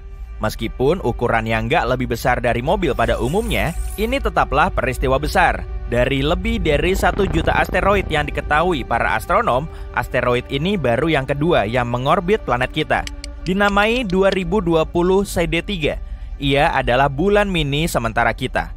Tapi asteroid itu nggak lama menemani bumi. Asteroid ini mengikuti orbit lain yang perlahan-lahan menjauh. Objek yang tertangkap sementara, seperti 2020 CD3, sangat jarang terjadi. Objek-objek tersebut harus memiliki arah dan kecepatan tertentu agar bisa ditangkap oleh tarikan gravitasi bumi. Jika tidak, benda-benda itu akan menabrak bumi atau terbang ke arah lain. Saat misi Apollo diluncurkan, astronot yang kembali dari bulan mengeklaim debu bulan, debu mirip pasir abu-abu yang menutupi sebagian besar permukaan satelit ini, berbau dan terasa, ya mereka mencicipinya, seperti bubuk mesiu. Tapi bahan yang terbuat dari debu bulan tidak seperti bubuk mesiu. Sekitar setengah komposisinya adalah kaca silikon dioksida dari benturan dengan meteorit. Meteorit menghantam permukaan bulan dengan kecepatan yang luar biasa. Wow, sehingga suhu yang tinggi membuat lapisan atas tanah melebur menjadi kaca dan benturan itu langsung menghancurkannya, menciptakan debu abu-abu yang lengket. Bahan debu bulan lainnya adalah mineral seperti besi, kalsium, dan magnesium. Sementara bubuk mesiu kuno sebagian besar terdiri dari kalium nitrat, arang, dan belerang. Dengan kata lain, bau debu bulan seharusnya tidak seperti bubuk mesiu, tapi begitulah adanya. Selain itu, saat astronot membawa sampelnya kembali ke bumi, baunya tidak tersisa sama sekali. Salah satu penjelasannya mungkin bahwa bulan mirip dengan gurun pasir bumi seperti Sahara yang sangat kering dan gersang. Saat mengendus udara di gurun, kamu tak akan mencium bau apapun. Tapi kalau hujan turun di sana, kelembapannya akan menimbulkan berbagai bau dari tanah yang sebelumnya terperangkap di pasir kering. Dengan debu bulan, mungkin serupa, saat berada di permukaan bulan, debu bulan tak berbau sama sekali, meski para astronot tak bisa mengendusnya sambil mengenakan pakaian antariksa. Namun, saat dibawa ke dalam modul pendaratan, debu itu bersentuhan dengan uap air di udara dan mulai mengeluarkan bau aneh. Alasan lainnya mungkin adalah reaksi debu bulan terhadap angin surya. Partikel terionisasi dari matahari menghantam permukaan bulan yang tanpa pelindung dan menetap di sana. Tak ada atmosfer tebal untuk melindunginya dari ion tersebut. Jadi, ion itu bergerak dengan bebas langsung ke tanah. Ion ini sangat ringan sehingga bisa terbang dan menguap dengan sedikit dorongan. Dan saat para astronot membawa sampel debu bulan ke modul pendaratan, partikel-partikel itu mungkin mulai bergerak dan mengeluarkan bau. Ini mungkin juga menjelaskan kenapa bau sampel ini tidak tersisa saat dibawa kembali ke bumi. Karena sangat ringan, partikelnya mungkin terbang dari sampel yang sudah ada di modul pendaratan dan saat ditaruh di wadah kedap udara hanya ada sedikit atau tak ada ion yang tersisa di dalamnya. Penjelasan lain adalah wadah kedap udara itu tidak terlalu kedap udara. Debu bulan pada dasarnya adalah kristal yang sangat kecil dengan ujung yang sangat tajam. Debu bulan pun membuat sayatan kecil di segel, sehingga udara dan kelembapan bisa masuk, sehingga partikel terionisasi bocor keluar dari wadah. Para ilmuwan meyakini mereka harus mempelajari debu bulan di permukaan bulan itu sendiri untuk mengetahui segala sesuatu tentang sifatnya. Ada ratusan ribu kawah di permukaan bulan yang dibuat oleh asteroid jatuh, tapi salah satunya menarik banyak perhatian. Ternyata ini bukan hanya kawah tumbukan, melainkan sebuah tabung yang mirip sekali dengan pintu masuk ke sistem gua. Para ilmuwan menemukan pola gema tertentu yang menunjukkan adanya area berongga di bawahnya. Mereka menemukan lebih banyak pola gema di beberapa tempat di dekat lubang, Jadi mungkin ada lebih banyak tabung bulan di sana. Tapi di tabung besar ini, kamu bisa menaruh satu lapangan sepak bola. Para peneliti meyakini mungkin ada negeri ajaib geologis di bawah permukaan bulan. Itu bisa menjadi tempat berlindung yang bagus bagi astronot di bulan, atau bahkan menjadi pelabuhan bagi koloni bulan. Tak ada yang pernah berhasil tinggal di bulan selama lebih dari 3 hari karena kondisi satelit ini. Kisaran suhu yang luas, atmosfer rendah, serta tak ada medan magnet yang melindungi kehidupan di permukaan dari hal-hal seperti radiasi atau angin surya. Astronot memakai pakaian antariksa. Pakaian ini tak bisa melindungi mereka dalam jangka waktu lama, tapi tabung lava bisa. Saat mendingin, aliran lava menjadi punya lapisan kerak keras yang kemudian menebal dan menciptakan atap di atas lava yang sama. Itu terus mengalir, tapi saat berhenti, salurannya bisa mengering dan begitulah tabung kosong muncul. Planet kita juga punya tabung lava, tapi tak sebesar yang ada di bulan. Pada tahun 1178, aku belum lahir saat itu, setidaknya 5 orang di Inggris mengeklaim mereka melihat bulan terbelah menjadi 2 dari ujung atasnya. Saat itu, bulan sedang berbentuk bulan sabit. Saat retakan melebar, api mulai berkobar darinya, yang digambarkan oleh seorang biksu sebagai obor menyala yang memuntahkan api, bara panas, dan percikan api. Kemudian, bulan mulai bergeser dan berdenyut, tapi itu segera berhenti dan berubah warna menjadi lebih gelap. Namun, peristiwa itu tak mendapat banyak perhatian dari para ilmuwan hingga paruh kedua abad ke-20. Para peneliti mempelajari kronik tersebut dan menemukan ada kawah besar selebar 22 km di permukaan bulan di tempat yang dijelaskan dalam buku tersebut. Hanya asteroid sangat besar yang bisa meninggalkan bekas luka seperti itu di permukaan bulan. Dan saat menyelidikinya lebih dekat, mereka menemukan bahwa itu lumayan baru menurut standar astronomi, bahkan itu bisa saja muncul sekitar 800 tahun yang lalu. Tapi kalau begitu, jutaan fragmen dari asteroid dan bulan juga seharusnya menabrak bumi. Dan orang-orang seharusnya melihat hujan meteor luar biasa. Itu pasti sangat cerah dan seharusnya tercatat di dalam arsip. Tapi itu tidak terjadi. Selain itu, banyak ilmuwan berpendapat bahwa kawah tersebut tidak semudah kelihatannya. Teori yang paling populer dan dibenarkan adalah usianya sekitar 1 hingga 10 juta tahun. Jika itu memang baru muncul 800 tahun lalu, sebagian permukaan bulan di dalam dan sekitar kawah pasti masih hangat akibat benturan. Penjelasan yang paling masuk akal tentang apa yang sebenarnya terjadi pada tahun 1178 adalah para pengamat sangat beruntung karena melihat asteroid jatuh ke arah bumi dan terbakar di atmosfer planet kita. Tontonan itu pasti luar biasa, dan jika dilihat dari sudut yang tepat, ledakan asteroid itu bisa benar-benar terlihat seperti ledakan bulan. Itu sebabnya cuma ada sedikit saksi dari fenomena ini, tempat yang tepat untuk melihat pertunjukan ini. Seperti yang terjadi, hanya selebar beberapa kilometer. Untuk peristiwa nyata di bulan, air dan oksigen secara tak terduga ditemukan di sana belum lama ini.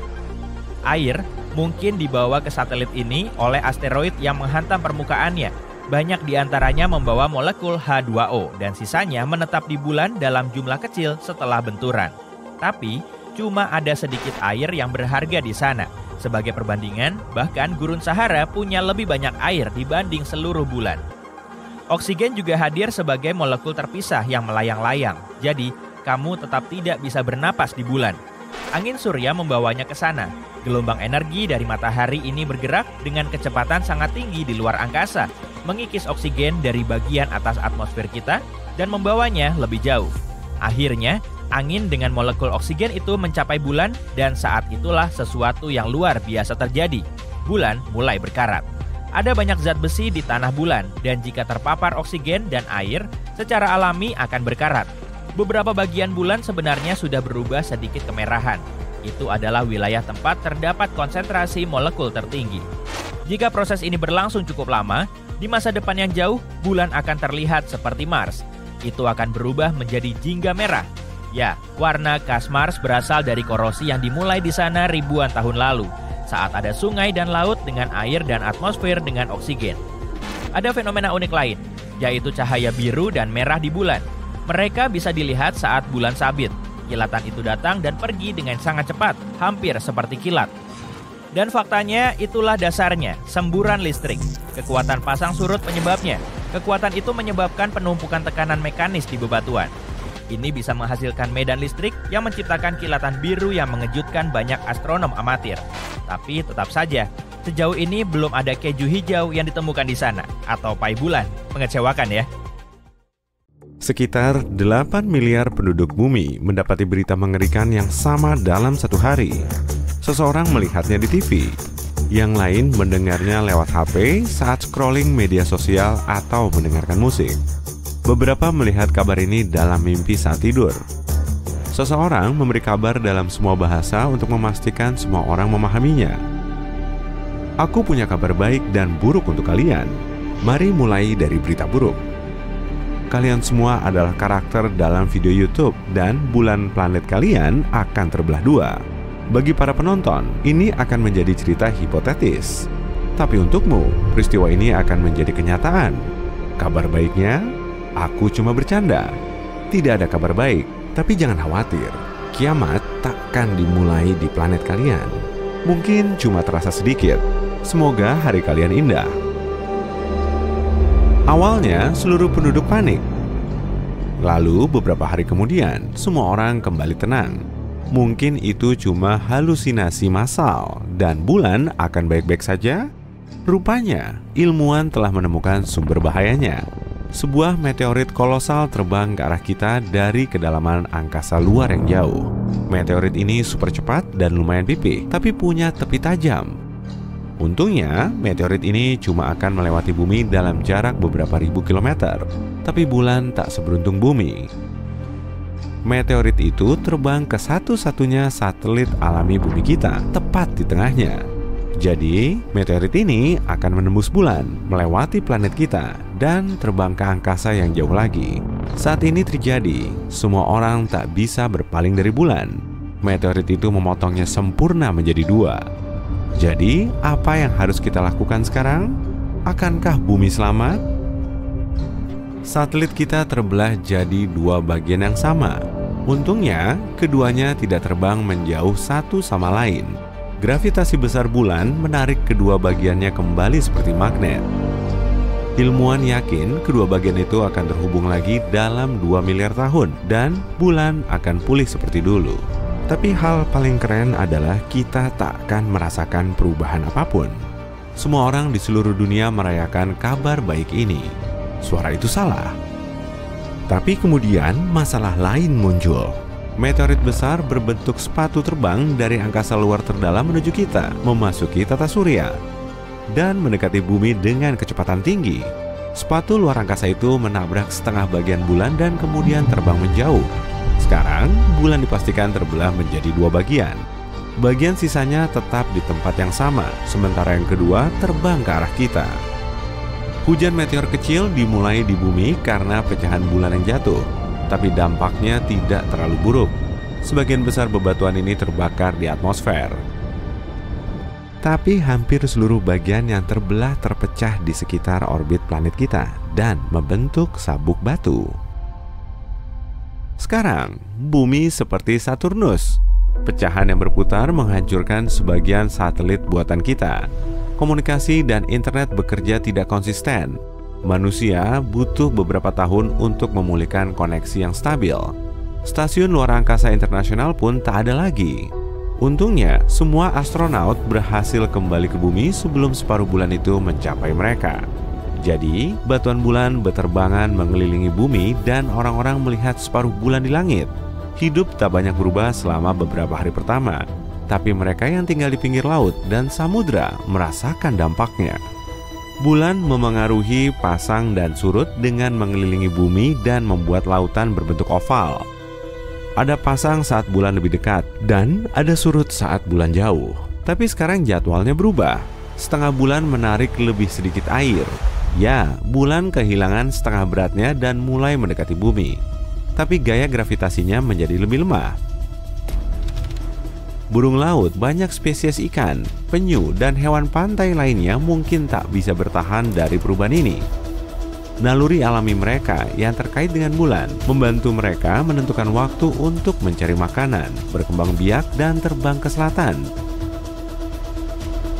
Misalnya, penyu kecil mengharapkan air pasang yang kuat di pagi hari. Mereka lari ke air, tapi air tak sampai ke mereka. Penyu tidak bisa bersembunyi di laut tepat waktu dan menjadi santapan burung camar. Kepiting tak bisa bertelur karena air pasang mulai lebih awal dari biasanya. Serigala pun menggila di hutan. Mereka melolong keras setiap malam dan tak bisa berhenti. Seluruh alam tak bisa memahami apa yang terjadi. Tubuh manusia juga merasa tidak nyaman. Banyak orang mengalami tekanan darah rendah dan tinggi, dan beberapa mengalami sakit kepala parah. Setengah bulan mengubah seluruh ekosistem bumi. Beradaptasi dengan kondisi baru akan memakan waktu beberapa puluh atau mungkin ratusan tahun. Beberapa minggu berlalu, dan orang-orang menyadari kini hari menjadi lebih pendek. Bulan selalu memperlambat rotasi bumi dan menjadikan satu hari bertahan 24 jam. Bumi berputar lebih cepat sekarang. Malam dan pagi datang lebih awal dari biasanya. Kecepatan rotasi bumi meningkat dan mengurangi jumlah jam per hari menjadi 15 jam. Orang-orang mengalami insomnia atau tidur berlebihan. Tubuh butuh waktu untuk membiasakan diri. Jadwal kerja berubah di seluruh dunia.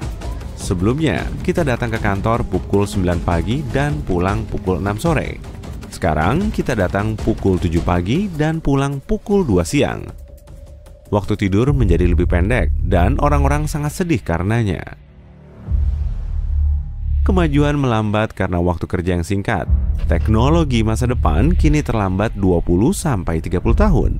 Gaji per jam tetap sama, jadi semua bos membayar lebih sedikit untuk jam kerja yang lebih sedikit. Bulan yang utuh menstabilkan cuaca dan iklim di bumi. Lihat saja Mars, dia punya 2 bulan kecil. Mereka dengan cepat berputar di sekitarnya dan mengguncang Mars di sekitar poros. Akibatnya, angin kencang, badai pasir, dan badai petir sering terjadi di planet merah. Sekarang, separuh bulan yang mendekati kita membuat bumi keluar dari rotasi stabil dan mengubah suhu musiman dunia. Di tempat panas, udaranya makin panas dan badai salju mengamuk di daerah-daerah dingin. Hujan besar pendek pun terjadi alih-alih cuaca cerah. Angin sepoi-sepoi bisa berkembang menjadi badai dan ombak kecil menjadi tsunami. Musim berubah lebih cepat, musim dingin lebih dingin, dan musim panas lebih panas. Perubahan rotasi planet memengaruhi medan magnet bumi. Karena kompas dan sistem navigasi sekarang tidak stabil, kita perlu menghitung ulang di mana utara dan selatan berada. Burung tak bisa terbang ke selatan untuk menunggu musim dingin karena mereka tak tahu arah terbangnya. Kompas alami mereka rusak. Beberapa ratus tahun berlalu, kita sepenuhnya terbiasa dengan kondisi baru bumi. Spesies hewan dan ikan baru telah muncul. Burung bisa menavigasi langit dengan bantuan bulan lagi. Ekonomi planet telah pulih. Upah per jam menjadi lebih tinggi. Orang-orang sekarang tidur cukup dalam 5 hingga 6 jam sehari dan bekerja selama 4 hingga 5 jam. Pengurangan siang dan malam juga memengaruhi industri hiburan. Film sekarang berlangsung 1 jam. Satu episode sejumlah serial TV cuma berdurasi 30 menit. Hidup berjalan lebih cepat. Rata-rata orang sekarang hidup sampai 96 tahun. Bahkan perjalanan waktu tidak berubah sama sekali, cuma perhitungannya saja. Beberapa ribu tahun berlalu, orang-orang kini terlihat berbeda. Sekarang kita punya mata besar yang menyerap lebih banyak cahaya. Bulan setengah tak bersinar seterang bulan utuh, jadi malam menjadi lebih gelap.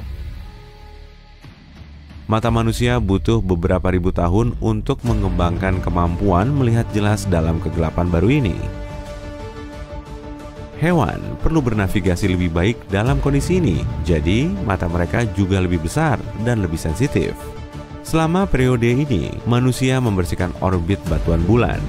Beberapa stasiun luar angkasa terbang mengelilingi planet kita lagi. Dan sekali lagi, manusia mendengar suara aneh yang pernah memberitahu bahwa mereka semua adalah karakter dalam video YouTube hipotetis. Kali ini, suara itu berkata, ceritamu berakhir karena videonya berakhir. Maaf, selamat malam. Bulan, satelit alami bumi nan cantik dengan bercak gelap misteriusnya. Kita selalu melihat bulan dari salah satu sisinya, dan sudah terbiasa dengan bentuk yang sama. Jadi, sulit dibayangin kalau bentuknya berlainan. Tapi dulu, bentuk bulan nggak begitu, malahan sangat berlainan. Bayangin, ada satelit besar bercahaya terang di atas langit yang memicu tsunami panjang. Nah, biar lebih jelas, kita balik ke masa lalu yuk. Nanti kita akan ngeliat tampilan bulan dalam versi jadul. Bulan terbentuk sekitar 4,5 miliar tahun yang lalu. Kala itu, planet biru kehijauan kita masih berupa bongkahan batu merah membara yang melayang tak tentu arah di ruang angkasa. Kita masih belum punya bulan, dan satu hari di bumi cuma berlangsung selama 6 jam. Jadi siang harinya cuma selama 3 jam. Banyak gunung berapi meletus secara bersamaan, memuntahkan gas beracun ke angkasa. Meteorit terus-terusan menghujani bumi. Dan di saat yang bersamaan terjadi Big Splash, atau dalam istilah ilmiahnya disebut hipotesis tubrukan besar. Jadi menurut hipotesis ini, ada objek sebesar Mars yang jatuh ke bumi.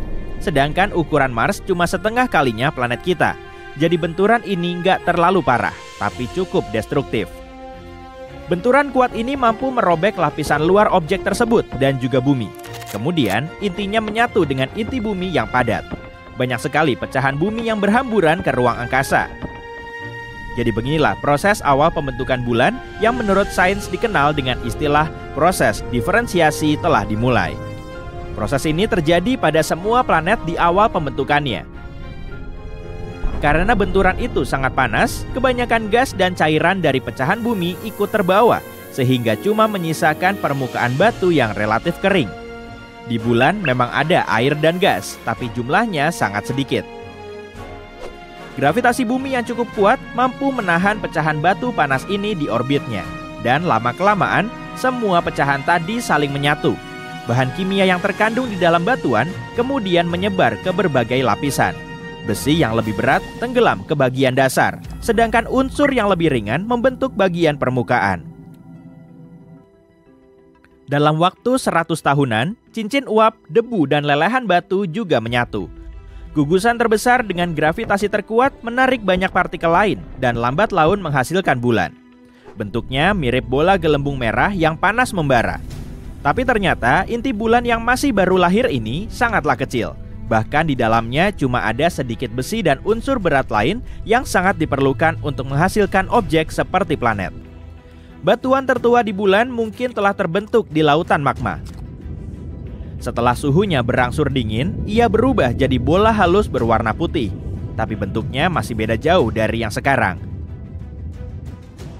Beberapa saat setelah terbentuk, bulan cuma berjarak 21.700 km dari bumi. Berarti 15 kali lebih dekat dari jarak saat ini, yaitu sekitar 383.000 km.